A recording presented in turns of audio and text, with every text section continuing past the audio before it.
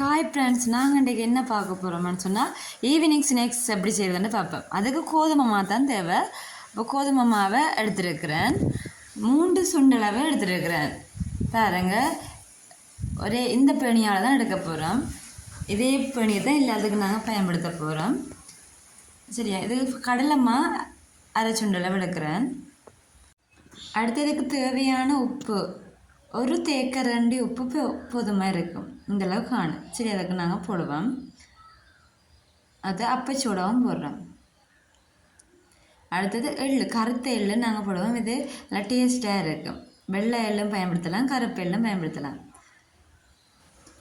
கட்டை மிளகாத்தூள்னு சொல்லுவோம், அதையும் நாங்கள் 3 தேக்கரண்டி சேர்க்குறோம். இப்போ உங்களுக்கு தேவையான இருக்கோ அதுக்கேற்ற மாதிரி 2 அல்லது 3 தேக்கரண்டியை நாங்கள் போடலாம். பாருங்க, அது பிறகு நாங்கள் சேர்க்க வேண்டியது. இப்போ நாங்கள் உள்ளி ஒரு 5-6 பல்ல நான் எடுத்து அதை நான் மிக்சியில் அரைச்சி வச்சுக்கிறேன். அதையும் போடுவோம். போட்டுட்டு இப்போ எல்லாத்தையும் நாங்கள் மிக்ஸ் பண்ணி விடுவோம். நல்லா எல்லா கலவையும் உண்டா நல்லா சீரணும். எல்லாம் மிக்ஸ் பண்ணுவோம்.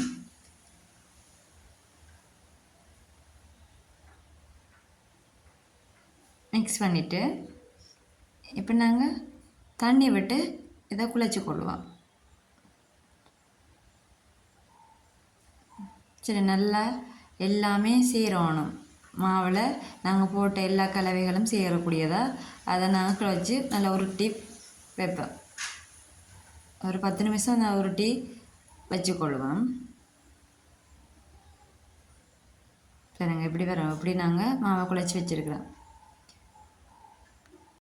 குழச்சி வச்ச மாவை நாங்கள் இப்படி உருண்டைகளாக, சின்ன உருண்டைகளாக பிடிக்கலாம். பெரிய உருண்டையும் இல்லை, இந்த சைஸுக்கு பிடிச்சி கொள்ளலாம். அதுக்கு பிறகு நாங்கள் தட்டையாக தட்டி வைக்கிறோம்.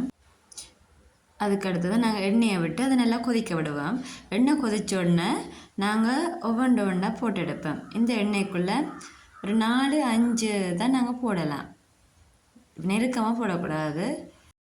பொன்னிறமாக வரும் வரை நாங்கள் அதை கரண்டியால் திருப்பி ஒரு பக்கத்தை மாற்றி இதை வேக வைக்கணும்.